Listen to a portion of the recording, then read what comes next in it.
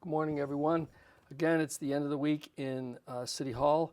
As I do each week ending, give you some information about what has happened in the week that's passed and what you can expect in the week ahead. This past week, our administration announced a partnership with the Western New York Law Center for the purposes of taking a harder look at abandoned properties throughout the city of Niagara Falls. And these are abandoned properties they're not city owned. These would be abandoned properties in your neighborhood that you may see and you may want to also assist in reporting. The Western New York Law Center can take the information received and then go about the business of contacting property owners to get them to come into compliance. And if they fail to do that, they will also assist in taking the necessary legal action to compel compliance. The idea here is that it also involves banks, mortgage servicers, entities that might own these properties, out of the area entities that may own these properties, and try to bring the properties into compliance, move to try and see whether or not we can get these properties out of their hands and into the hands of productive homeowners. So if you, in your neighborhood, you can also make a report to the Western New York Law Center. We had the pleasure of connecting with them over the course of the last couple of months and then made our partnership formal this past week. So if you see an abandoned property in your neighborhood, you can call 716-855 0203, extension 153, to report the information. Or you can send an email at nczombiecomplaints, all one word, nczombiecomplaints at wnylc.net. Again, nczombiecomplaints at wnylc.net. You can assist your neighborhood by reporting vacant properties and then getting the Western New York Law Center to start helping all of us work on some of these abandoned and zombied properties. This coming weekend, there are a couple of things going on. With the assistance of the Attorney General's office, we are again going to make an effort to try and get guns off the street. The Attorney General's office is sponsoring a gun buyback program. It will be at St. John's AME Church, 917 Garden Avenue, 917 Garden Avenue. If you're interested in more information on that, please, 917 Garden Avenue over at St. John's AME Church. Also, excuse me, there will be an event at Hyde Park School. The importance of promoting cultural awareness and sensitivity in our schools. Hyde Park School will be having a Walk the World event. It'll be an event that will involve sort of cultural exchange in a lot of different forms. So if you're interested in partaking in that, please attend it at Hyde Park School. On Sunday, April 30th, the LaSalle Alumni Group will be having an auction, entertainment at the Frontier Fire Hall on Liberty Drive. You're certainly welcome to attend. It'll be basket auction. There'll be some food. There'll also be some entertainment. Come on down. The LaSalle Alumni Association collects whatever they take in on that event. They use to make contributions back into the community. So if you're interested, please come on out. On May 1st, Monday, I'll have the opportunity to welcome the Council of Machinists for their 127th convention here in the city of Niagara Falls. The Council of Machinists is a union organization that spans a number of different types of trades. And so we welcome them, and I will personally welcome them on May 1st to our city for their 127th convention. On May 2nd, We're all familiar with the Niagara USA Chamber. They are actually going to have an office now right here in the city of Niagara Falls, largest city in our county, and the Chamber is going to be opening an office here at 518 Main Street, and we'll have a ribbon cutting on May 2nd. So we welcome the Niagara US Chamber into our neighborhood and all the good work that they do for businesses all throughout Niagara County. On May 3rd, again at Hyde Park School, there will be a groundbreaking for a new playground. All of our schools are working very, very hard to make sure that they have these outdoor spaces for the students. I know when I was on the school board, we stayed committed to providing those kinds of outdoor spaces for the students at the different schools. And so Hyde Park School is going to have a groundbreaking for their new playground. Also, on the evening of May 3rd will be the Niagara Falls Education Foundation dinner. They will be recognizing some people in our community that are committed to advancing the interests of our schools and education. And one of the recipients at that dinner will be Russ Petrozzi. Russ Petrozzi is a longtime member of the Niagara Falls School Board. He is a vigilant advocate for not only superior schools, but also making sure that the funding that is provided to the schools is smartly spent. So congratulations to Mr. Petrozzi. On Thursday, May 4th, we will be engaging, as many other localities across the country, in the National Day of Prayer. The National Day of Prayer will be at 1229 Portage Road. It will start at 3 in the afternoon and go until 9 in the evening. So it's the National Day of Prayer on Thursday, May 4th at 1229 Portage Road from 3 p.m. until 9 p.m. Any or all of these events that you'd like to attend, please remember the folks who are out there doing all of these things really appreciate it when the community takes some time to spend some time with them, so that if you're available, please make sure that you get out there to participate. Again, I want to remind everyone that starting on June 1st, the food trucks will be back out at the train station. They'll be out at the train station on every Thursday from June 1st through August 31st. Again, a great time to get out there, get some good food. There'll be entertainment. Spend your lunch hour out there enjoying all of that. So again, starting on June 1st, Food Truck Thursdays will be back again. We've been talking over the course of the last few weeks also about the construction that's happening on Walnut Avenue and Ferry Avenue. I want to just remind residents that that project is a State Department of Transportation project. I know that our administration raised a number of concerns over the project as it is presented in terms of the narrowing of that street to a one-lane access. Despite our objections, the Department of Transportation, as you can see, is going forward with those lane reductions both on Walnut and on Ferry. Let me please just ask everyone during this construction time, please be careful on those streets. You're going to have workers there, and you're also going to have sort of a reconfiguration, and so please be careful as you drive along there. You don't know whether or not there's going to be pedestrians or what might be happening because everything is reconfigured. So especially during this construction time, please be careful. Know that notwithstanding our objections, this project is designed to go forward in any event. So please be careful as you're driving along Walnut and along Ferry. We've also been spending some time talking about the properties over in, east of John B. Daly Boulevard, the properties owned by the Milstein Group and by NFR.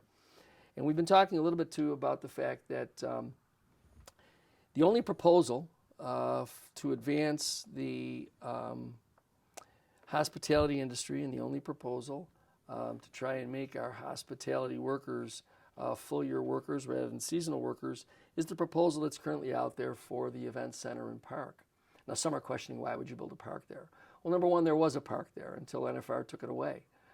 So the folks who still live in that area, and there are people who still live there along 9th, along Portage, along some of the other streets there, 10th, and some of those other neighborhoods, Robinson Court, there was a park that was there, and it was taken away from them. There's now a fence and some cinder block in that area. But the playground and park area that used to be there is gone. So again, this particular project, as I have maintained all along, isn't the answer, but it is an answer. It's a effort to, again, create a full-year hospitality industry. This is as much about making sure that the 3,000 to 5,000 hospitality workers that get laid off every time around Thanksgiving no longer have to suffer that.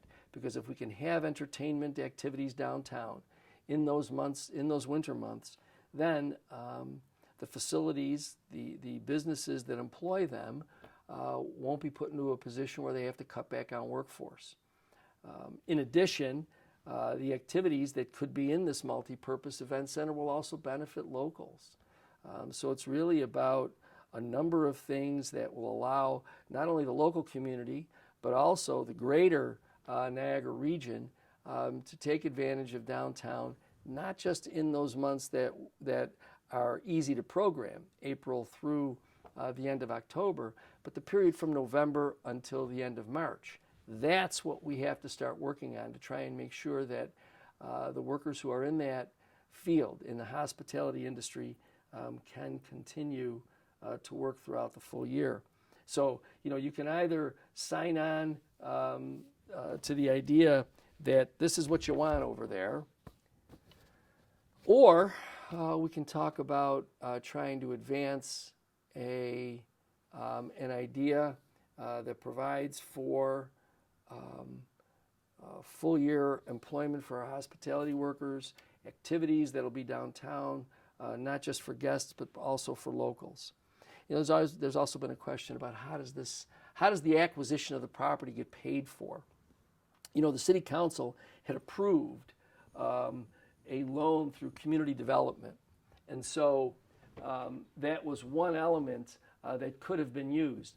But the real key to all of this is that we can, through a bond approval by the City Council, engage in the borrowing of a 20-year bond. And the 20-year bond, based upon estimates, fair estimates that we've made internally, we haven't had an official appraisal done yet, but based upon fair estimates that we have made, we believe that the annual payment on that 20-year bond would be about $750,000. Now remember, NFR and the Milstein Group wanted the parcel that is the subject of eminent domain. They wanted those parcels assessed at $50,000, less than $50,000.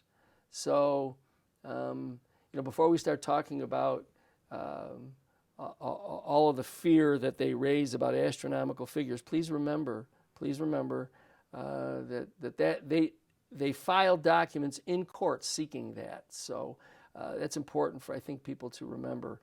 But in any event, we think that based upon the information that we've compiled here internally, that the payment for that 20-year bond would be about $750,000. So if it's approved in this year, the first payment would be in 2024. And the first payment in 2024, we would determine what revenue stream we could make that payment. However, in 2025, there is a current bond that's been in place for 20 years, started in 2005, and really was for a larger sum having to do with a number of different projects. It's retired in 2025. Its payment is already included in the debt service. So it's already in the budget. And that payment is $1.2 million. $1.2 million exceeds the $750,000 payment that this new bond would entail. So based upon the approval of a bond acquisition, the city would be able to pay the 2024 payment from accumulated revenue sources, and then moving forward from 2025 forward, no new money would be needed, and the payment really becomes budget neutral. So you have the opportunity to acquire this property through what is really a last resort, because NFR and the Milstein Group have decided to do nothing over there. So in order for us to acquire this property through eminent domain, we could actually do the acquisition in a way that becomes budget neutral. No impact on taxpayers, no request of taxpayers for any additional funding, and if we go this route, no community development funding is needed. No community development funding is needed. So really and truly, despite the fear and innuendo that Milstein and the NFR Group want to tell everyone, this is what they deliver. These are the facts. The truth really does matter, and if you want to learn the truth, here's the truth. The truth is that they do nothing. 2003, let me remind you, they were going to build a $100 million hotel and water park right at that spot that we're talking about here. It's been 20 years and there's no hotel and there's no water park. Then again in 2017, we remember at the Turtle Spot, they were going to build a 20-story Grand Hotel and Spa.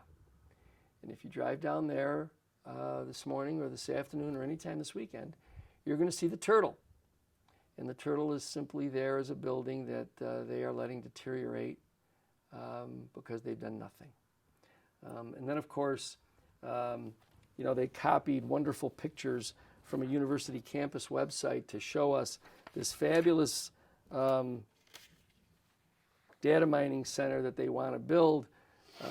And so this is what they want you to believe, and this is what they deliver. So, folks, we've got a plan in place that can help us move the hospitality industry into a full-year industry, provide entertainment downtown for not only guests but also for locals, but most especially, as I said, keep these people employed, because when they're all employed for a full year, now you start getting the opportunity to make plans for your family, whether it's to buy a home or to make other investments in the community. So don't be fooled by those claims being made. And by the way, the claims are actually being accepted by certain public officials. I find it they live in the same community and they have experienced the same history that I've just shared with you. But I don't know what it is. Maybe it's contributions. Maybe I don't know what it is. But whatever it is, they're taking a position that after all these years, and all these incredibly empty promises, that somehow or another this is going to change. Hasn't changed in almost 3 decades. So I'm pretty sure they're not interested in changing anything. So what I'd ask you to do is impress upon the other public officials that this plan that I've just laid out for you, one that ends up being budget neutral, no new tax money required from taxpayers, no community development money needed, which I know, while the council approved the potential for that loan, I know that many people were concerned, and so we're offering a budget neutral alternative. So if you can please just impress upon public officials that we can't wait anymore for Milstein and for the NFR Group. They've had almost three decades to do something, and they've chosen not to. This is what they've given us. So please help in advancing the plan along. Again, it isn't as though any of these other public officials are delivering any plans of their own. it's always easy to stand back and just say no. No's the easy answer because no means you do nothing. It's kind of what NFR has been doing and the Milstein Group has been doing for almost 30 years, nothing. So I'm asking for your help. I think that you, like I am, tired of the empty promises, the false hopes, and all of those things that have come with having this group in our South End. So, number of activities scheduled for this weekend and for the upcoming week. I know that the weather's going to get a little bit challenging throughout the weekend and into the early part of the week. But if you're out and about and you want to go to these places, some of these events that I've described for you, please make sure that you're safe. I know that as we start to walk into May and then get full swing into spring and into summer, there'll be more and more activities. So please, as you're out and about, just please be careful. And I look forward to talking to you again next week.